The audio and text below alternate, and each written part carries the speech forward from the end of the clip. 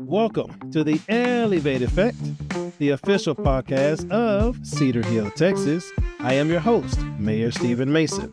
As the highest point from the Red River to the Gulf of Mexico, our thriving city is elevated in more ways than one. We will have great conversations with thought leaders and change makers, answer community questions submitted by you, and share important city happenings. Now, we are live from the Poetic Justice Studio at the Traffic Hickman Library in 3, 2, 1.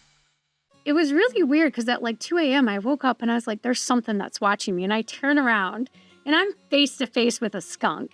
And I jump and he jumps and I was like, I think I'm done.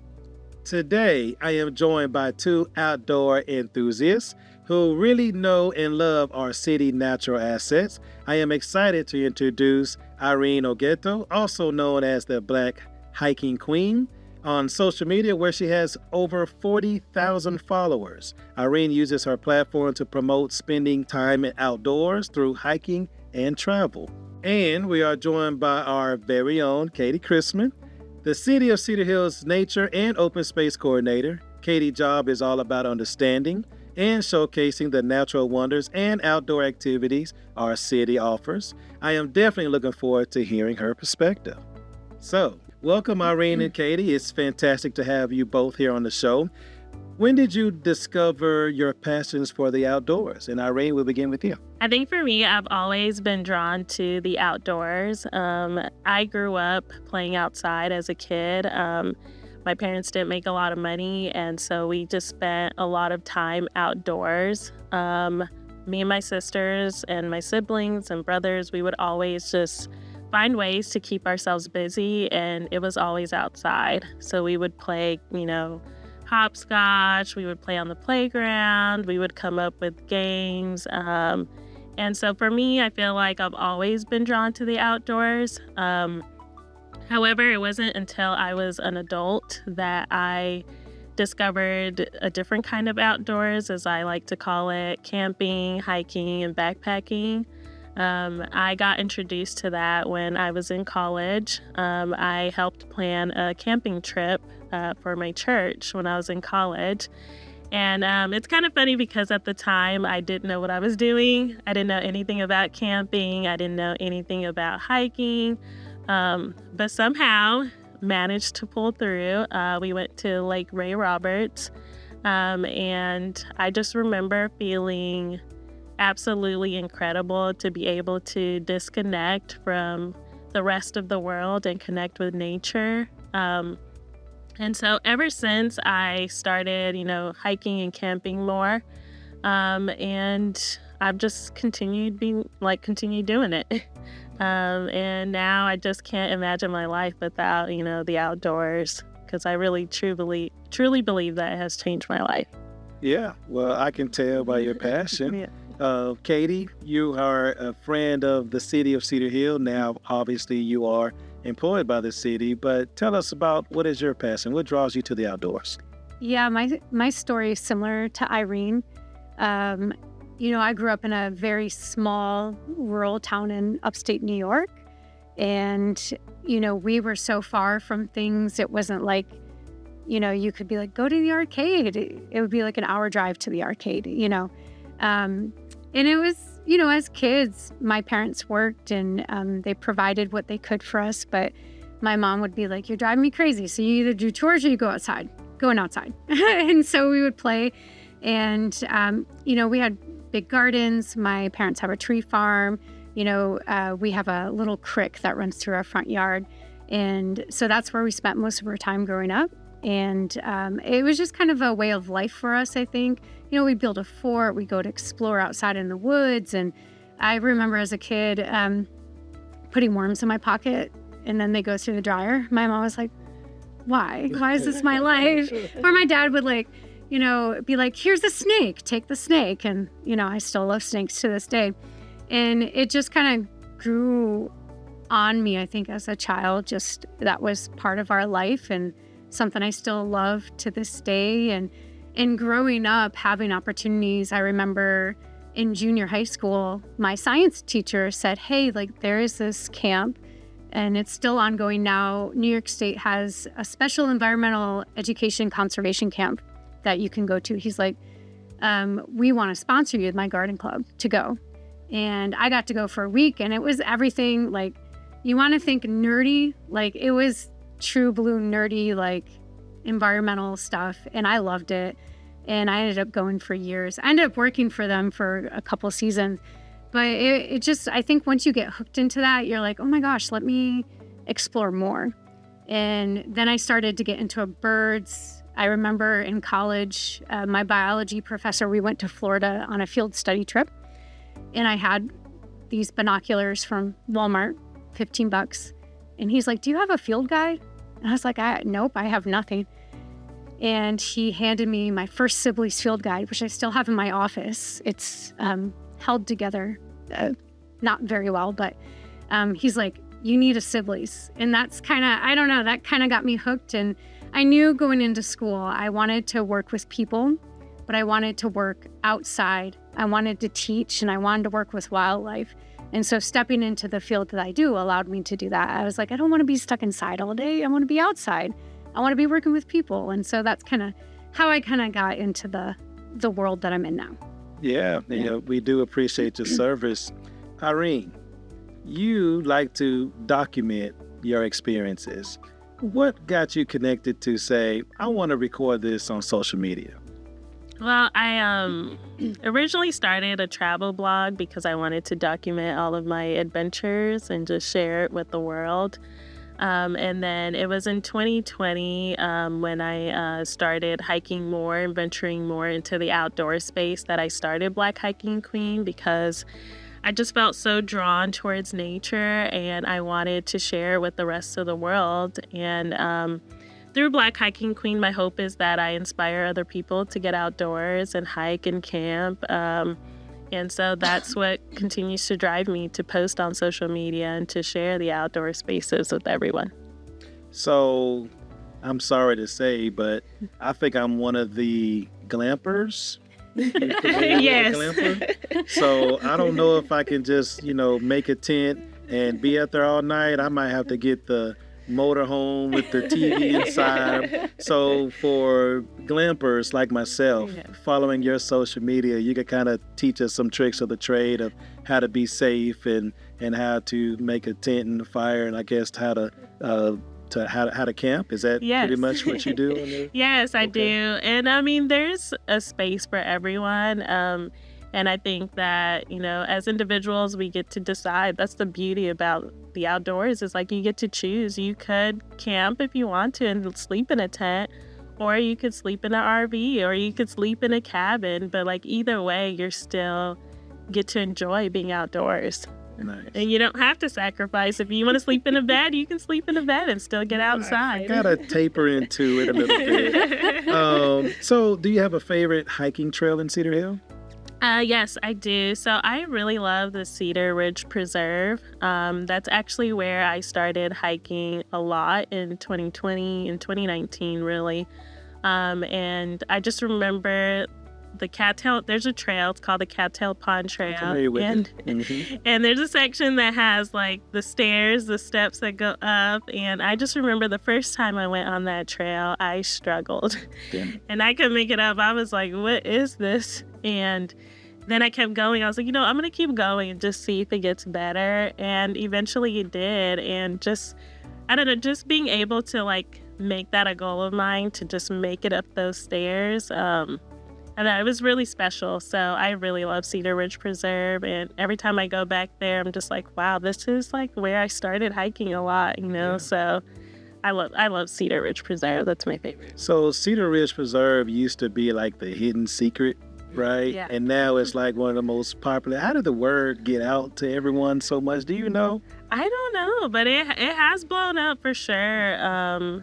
I know I shared it a lot on my page when I first started hiking more. But also I think just with everything that happened with the pandemic, everyone wants to get outdoors more, and, we're discovering these hidden gems, and it's so beautiful. You don't want to miss out. So everyone's there. Yeah. Katie, as the open space coordinator for Cedar Hill, If someone wants to spend a day in Cedar Hill, what would you like to recommend places for them to be able to explore the natural beauty or the nature of Cedar Hill? Yeah, there is so much to do here. We have about 34 parks and over 2,000 acres and plenty of open space for them to go to. So I really loved what Irene said when she said, there's something for everyone, which I also believe. I believe in the mentality that when you do outdoor things, you meet people where they're at. So I have friends who will often say, like, I can't hike like you. And I'm like, I don't expect you to, but I want to encourage you to come along on the journey. So if you are, beginning and you're a beginning walker, let's go on the Balcones Trail. The Balcones Trail runs along 1382. It's one of the newest projects in Cedar Hill. It's a beautiful trail, and it's right now it's about 3 miles long, and it's beautiful. And they're working on extending that trail, but that's a favorite of mine sometimes if I need a quick walk in. I know you guys mentioned Cedar Ridge Preserve. There's also Dogwood Canyon Audubon Center, and that's also not as well known as Cedar Ridge, but you get back there and the dogwoods will flower typically around March. And so you can see those, but you get to a point where you don't hear traffic from the road. It's very peaceful. It's not as busy. And there's just something about having this kind of oasis in amongst a bustling metroplex. That's one of the things I love. So what best practices do you recommend for our listeners who want to become an outdoor enthusiast? Yeah, I think it's, find something that maybe piques your interest. Sometimes people take on too much and then they get discouraged because then they're like, oh my gosh, I'm trying to do all these things and they don't know where to get started, or they think they have to spend thousands of dollars on equipment and all this fancy stuff, and they don't. There's a lot of resources out there. So I would say pick one thing, start with that. So if you want to get into hiking, okay, like what do you need to go hiking with? Maybe a pair of walking shoes. Don't walk in flip-flops, people. I've seen people do that. And what clothes would you need to wear? What gear would you need to take? August is the hottest month we have. How do you prepare for that? Should you go out hiking at 3 p.m. in the middle of August when it's 105? No. So it's starting the process of educating yourself a little bit. Irene, what aspect of Cedar Hill nature you admire the most? For me, I feel like it's just like a little haven in such a big, metroplex.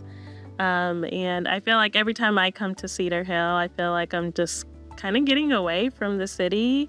And I think just having a natural space within a city is actually quite hard to find. I know I speak to a lot of people who don't live in Texas or who come from outside of Texas, and they're just like, there's nowhere to hike in Texas, or there's nowhere to hike in Dallas, But for me, I feel like Cedar Hill is that place, We were just talking about like hidden gems, and it kind of is, honestly. I feel like every time I come, to Cedar Hill, I feel like I'm somewhere else, even though I know like back in my head, like downtown Dallas is right there, but it doesn't feel that way. Mm-hmm. So it's kind of like a great place to escape. Yes. Yeah. Cedar Hill definitely has higher elevation. Yeah. Hence the name, elevate effect. Katie, I want to ask you the same question. Sure. What is it in Cedar Hill that you admire the most? Yeah, we were joking earlier and someone mentioned come to the green side. And I feel so similar to Irene that Cedar Hill, the city as a whole and the community as a whole, really values having green space. And within that, there is a need and a desire to conserve that without sacrificing the other things that come along with it. Like we have a beautiful historic downtown area, and it's being developed. So you can come and hike, and then you're like, oh, I'm going to go grab a cup of coffee from 1846 and a slice of pizza from Sam's. So you can live, work, and play here, which I think is beautiful.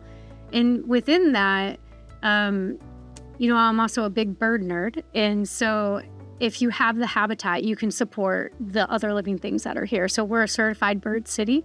You can see over 200 different species of birds that live here. And you wouldn't have that if you didn't have the habitat. And so that speaks to where we're taking the city as a whole and the community as a whole that says, hey, we want that. We want that beauty when you come down 1382. What do you see? You see green because it's the state park, it's the Audubon Center, it's all of that hasn't been developed. And people are like, that's ours, that's our community. And I love that pride and I love that value. Right. Well, before I let you go, I'm going to put you on the spot. And I would love to be able to hear some funny story, awkward story that we can close the show off with. So any volunteers to go first? Sure, I'll go first. All right. I really love to camp, and right now I'm working on trying to hit all the Texas state parks. And a couple of years ago, I was excited, headed down to Inks Lake State Park and got all my gear and getting ready, and I'm setting up my camp and everything, and I'm like, something's off, something's weird here, I'm missing something. I'm like, what am I missing? And I go to set up my tent and I'm like, I don't have my tent. I'm supposed to be 4 days at Inks Lake, and I'm like, it's nice enough, I can sleep outside, right? Okay. I got this, right? So the first night wasn't so bad, it was cool enough, and it's really cool when you wake up and there's deer around and everything. And I was like, okay, not so bad. Second night was a little bit worse. It got humid, it started to rain a little bit, and mosquitoes started to come out. And I'm sitting there like trying to hide my face so then they don't get into my bag. And then it was really weird because at like 2 a.m. I woke up and I was like, there's something that's watching me. And I turn around and I'm face to face with a skunk. And I jump and he jumps, and I was like, I think I'm done. And I spent the rest of the evening sleeping in my car. You glammed up a little bit? Yeah, to my car. So from then on, I like triple check all my stuff, and I now have a tent and I have a hammock. So I have double duty, but it was funny. I mean, you live and you learn, right? Yeah, that's fun. Yeah. That was funny. My funny story, I'm going to go back to the very beginning of my camping journey. So that very first trip that I planned for my church, at the time, like I said, I didn't know what I was doing. So I had booked a campsite that is considered a primitive campsite. And now I know that primitive means that it's a campsite that you have to hike to. At the time, I didn't know, and so we had packed up all our gear and everything in the car, and as soon as we got there, we realized that it was primitive, which means you have to hike to it, and I think the hike was like a mile hike, and I just remember at the time just feeling so bad because we had to lug everything about a mile, and we're talking like coolers, tents, all the food, and so that for me was just kind of like a shock, like, oh my goodness. So I guess that's kind of my funny story, just, getting out there and having to lug everything there and back was kind of funny. We can laugh about it now, but at the time we were struggling. Yeah. It just goes to show whenever you go camping, you're going to get, adventure, you're going to get your story. But I can imagine it's probably the best time to meditate once everything kind of quiets down and the moon is high and the stars are bright. I can't believe you slept out there. I would have been in my car. I know. A lot of people are a little surprised, but I figured it's beautiful, and my car wasn't as big. It's not a big car. And so I was like, well, let me try it and see what happens. You're braver than me. Yeah. I would have been in my car night one. So, I don't know because I haven't really been camping. So do you really feel like shelter with a tent? You don't feel like a skunk is going to come and bother you if you was inside of your tent? Yeah, I feel safe in my tent. It's kind of weird. I always think about it too every time I go camping, but for some reason that little piece of tarp, the material it's made out of, just feels so safe. And I've never had any animals actually come inside the tent, so it feels really safe for me. I would say when you're I have a mummy sleeping bag, and you feel like a little burrito in there, and then the tent. I'm like, I feel so cozy in here. Yeah. You just, you don't leave any food inside your tent, and I don't know. There's just something about it that. So is that the tip, to not have food in the tent? Yeah, that's a good idea. Especially different parts. Growing up where I grew up in upstate New York, in the Adirondack parks, bears were a little bit more prevalent, and sometimes bears would get very used to food and being around people, and that was a big no-no. I have an older brother that lives in Alaska, so they encounter different types of bears. That is also a big no-no. So you just have to be mindful of your surroundings and just very situation. I can't say. You have to have I can't say that word. Situational awareness. Yes. Thank you. When you're camping, about what you're leaving behind. Because I have camped in college. We did a camping trip, and somebody, it wasn't me, okay, decided to leave a can of ravioli in their tent, and a bear did find it, and the bear came inside the tent? He like knocked over the tent and got into it somehow and took off running with his can of ravioli, so he didn't have dinner. Which, a can of ravioli is not the smartest thing to bring anyways, but you just, when you have those interactions, animals are just doing animal things. And so we have to be mindful of what we leave behind. So me being a novice, going camping is not a picnic. So I'm not coming with my bucket of chicken or packing my own sandwiches. I'm going camping to get more natural food like fish from the habitat, or bring my own berries. Please tell me. I don't know. I bring my own food. Okay. I've never actually been fishing, but I usually will bring my own food. And you can bring your own food. Okay. And that's usually what I do. Okay. Yeah, you can definitely, you pack what you want to cook. Yeah. Usually I set a menu for what I'm going to have for breakfast, lunch, and dinner snacks and stuff. And a lot of people bring a cooler. It just depends on what you're doing. And if you want to go fishing, and they're allowing fishing, and then you want to cook it over the fire, if that's allowed, then I'll go for it. It's up to you. You are making the experience for yourself and whoever you're with.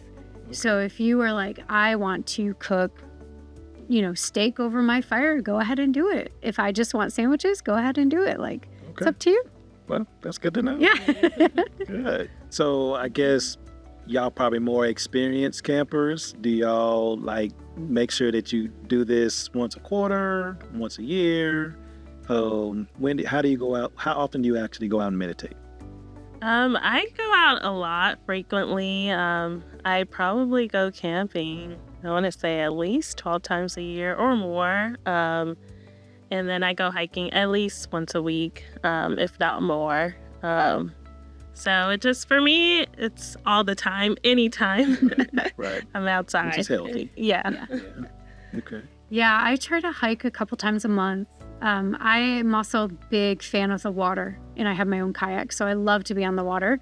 So I'll try to get out a couple times a month with that, and then camping depends on my work schedule. So I try to at least do that 2 times a year. I'm trying to convince friends of mine to go camping in the fall.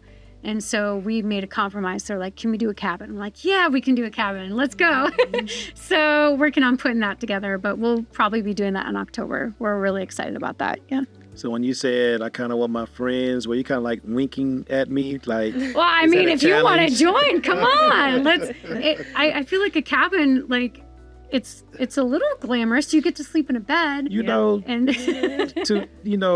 just going to tell you, and, you can hold me to this, but if I was with an experienced person who's with the wilderness and with camping, I would probably be bold enough and do without the glam. So yeah, there's a great program that the Texas Park and Wildlife does. It's called Texas Outdoor Family.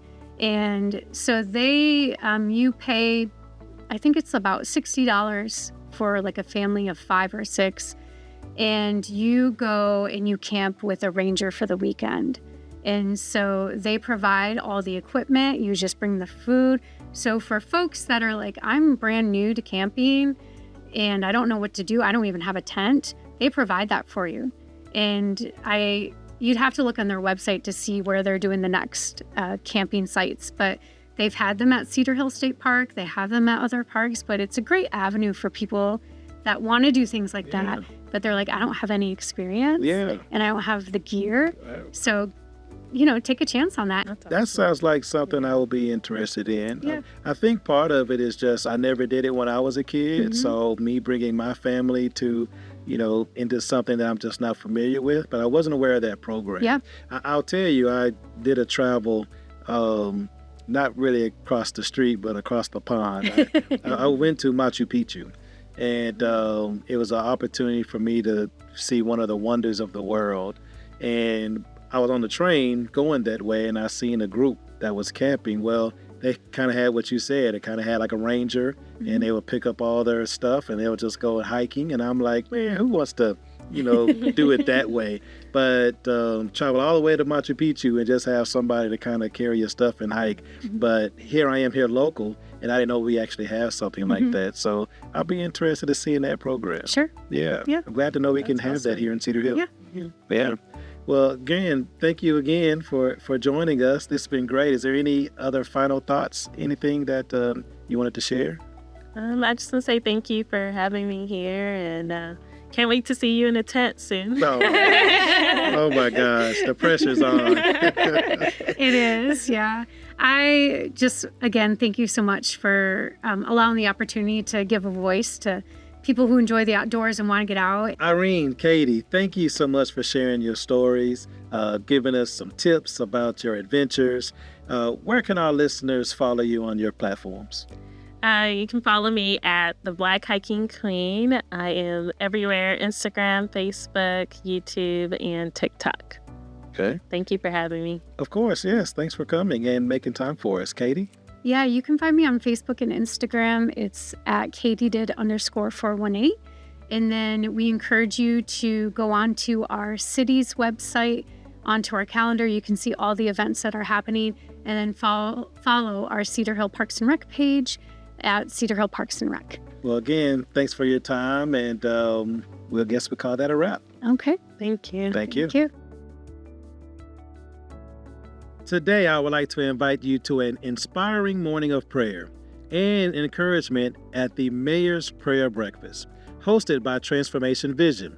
This event happens on the first Thursday of every even-numbered month, and our next gathering is on Thursday, December 5th at 7:30 a.m. It is a wonderful opportunity for us to come together as a community and support one another. For more details, be sure to click the link in the show description. I look forward to seeing you there. I also want to remind you to take advantage of our Library in a Park extensive programming. The event lineup from Teens Tuesdays to engaging story times for families with young kids and even adult fitness classes. There is something for everyone to enjoy. I want our community to make the most of these opportunities to engage and enjoy all that Cedar Hill has to offer. Click the link in the show description for the full calendar of upcoming events. Let's move forward to some questions from our listeners. Again, if you have a question for me, please remember to visit the link in the show description below. I heard about the Mayor Teen Council in one of your episodes. What role do they play in city projects and decision making? Well, you'll be very proud of our Mayor Teen Council. They actually do take the lead. They come together, they brainstorm, and they actually plan what do they want to accomplish throughout the year. So the decision making is primarily through the teams. And they do fun things like get involved with the special needs with Halloween, and also to get involved with Holiday in the Hill. So please be on the lookout for our Mayor Teen Council to see what their program is for this upcoming year, and be on the lookout because they are amazing. Next question that I have is, what is a typical day for me as mayor, and how do you manage your time between official city work, managing your own business, and making quality time for your family? Well, short answer is it's intentional.